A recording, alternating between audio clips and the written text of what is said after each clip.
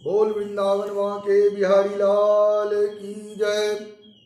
समस्त श्रोतागण, समस्त सनातन प्रेमी, आज कैलेंडर ईयर 2026 जिसको अंग्रेजी साल भी कहते हैं उसका शुभारंभ है। इस शुभ अवसर पर हम सभी लोग श्रीमद् भागवत गीता का श्रवण और मनन करते हैं। तो आइए सभी लोग जयकारा लगाइए, वृंदावन माँ के बिहारी लाल की जय।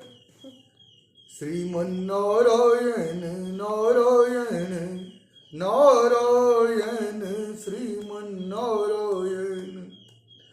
ओम अथ श्रीमद्भागवत गीता अथ पंचदशोऽध्यायः। श्री भगवान उवाच ऊर्ध्वमूल मदः शाखा मस्वत्थं प्राहुरव्ययम् छंदांसि यस्य पर्णानि यस्तंग वेद सो वेदवित्। श्री भगवान बोले, आदि पुरुष परमेश्वर रूप मूल वाले आदि पुरुष नारायण वासुदेव भगवान ही नित्य और अनंत तथा सबके आधार होने के कारण और सबसे ऊपर नित्य धाम में सगुण रूप से वास करने के कारण ऊर्ध्व नाम से कहे गए हैं। और वे मायापति सर्वशक्तिमान परमेश्वर ही इस संसार रूप वृक्ष के कारण है। इसीलिए इस संसार वृक्ष को ऊर्ध्व मूल वाला कहते हैं। और ब्रह्म रूप मुख्य शाखा वाले उस आदि पुरुष परमेश्वर से उत्पत्ति वाला होने के कारण तथा नित्य धाम से नीचे ब्रह्मलोक में वास करने के कारण हिरण्य गर्भ रूप ब्रह्मा को परमेश्वर की अपेक्षा अध कहा है। और वही इस संसार का विस्तार करने वाले होने से इसकी मुख्य शाखा है। इसीलिए इस संसार वृक्ष को अधः शाखा वाला कहते हैं। जिस संसार रूप पीपल के वृक्ष को अविनाशी, इस वृक्ष का मूल कारण परमात्मा अविनाशी है तथा अनादिकाल से इसकी परंपरा चली आती है। इसीलिए इस संसार वृक्ष को अविनाशी कहते हैं। तथा वेद जिसके पत्ते कहे गए हैं इस वृक्ष की शाखा रूप ब्रह्मा से प्रकट होने वाले और यज्ञादि कर्मों के द्वारा इस संसार वृक्ष की रक्षा और वृद्धि करने वाले एवं शोभा को बढ़ाने वाले होने से वेद पत्ते कहे गए हैं। उस संसार रूप वृक्ष को जो पुरुष मूल सहित तत्व से जानता है वह वेद के तात्पर्य को जानने वाला कहा गया है। भगवान की योग माया से उत्पन्न हुआ इस संसार क्षण भंगुर, नाशवान और दुख रूप है। इसके चिंतन को त्याग कर केवल परमेश्वर का ही नित्य निरंतर अनन्य प्रेम से चिंतन करना वेद के तात्पर्य को जानना है। अधश्चोध्वर्वं प्रसितास्तस्य शाखा गुण प्रवृद्धा विषय प्रवाला अधश्च मूलान्यनुसंततानि कर्मानुबंधिनी मनुष्य लोके।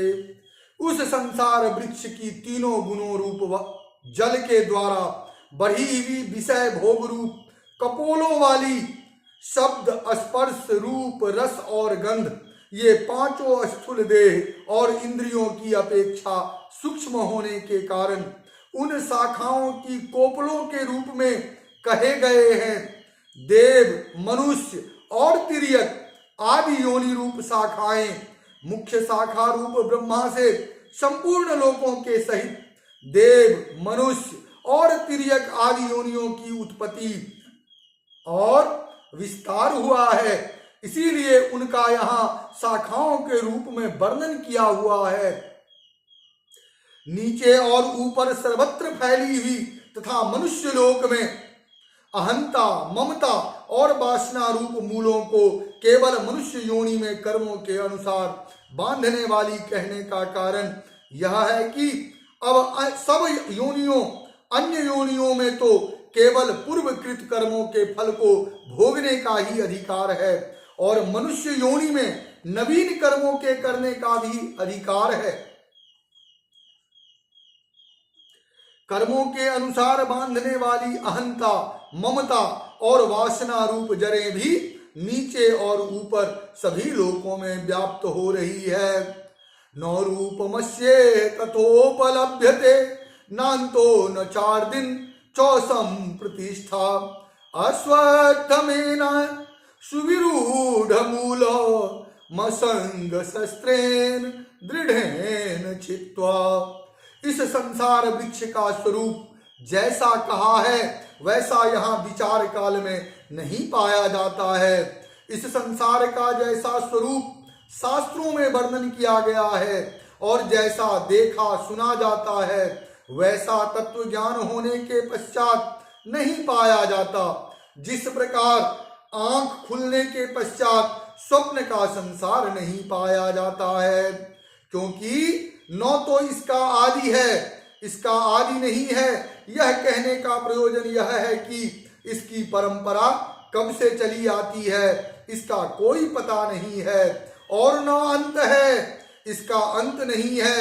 यह कहने का प्रयोजन यह है कि इसकी परंपरा कब तक चलती रहेगी इसका कोई पता नहीं है, तथा नौ इसकी अच्छी प्रकार से स्थिति ही है, इसकी अच्छी प्रकार स्थिति भी नहीं है। यह कहने का प्रयोजन यह है कि वास्तव में यह क्षण भंगुर और नाशवान है। इसीलिए इस अहंता, ममता और वासना रूप आदि दृढ़ मूलों वाले संसार रूप पीपल के वृक्ष को दृढ़ वैराग्य रूप ब्रह्मलोक तक के भोग क्षणिक और नाशवान हैं, ऐसा समझकर इस संसार के समस्त विषय भोगों में सत्ता, सुख, प्रीति और रमणीयता का नो भासना ही दृढ़ वैराग्य रूप शस्त्र है। इसीलिए इस अहंता, ममता और वासना रूप अति दृढ़ मूलों वाले संसार पीपल के वृक्ष को दृढ़ वैराग्य रूप शस्त्र द्वारा काटकर अस्थावर जंगम रूप यावन मात्र संसार के चिंतन का तथा अनादिकाल से अज्ञान के द्वारा दृढ़ हुई अहंता, ममता और वासना रूप मूलों का त्याग करना ही संसार वृक्ष का अवांतर मूलों के सहित काटना है। बोल वृंदावन के बिहारी लाल की जय। श्रीमन्नारायण।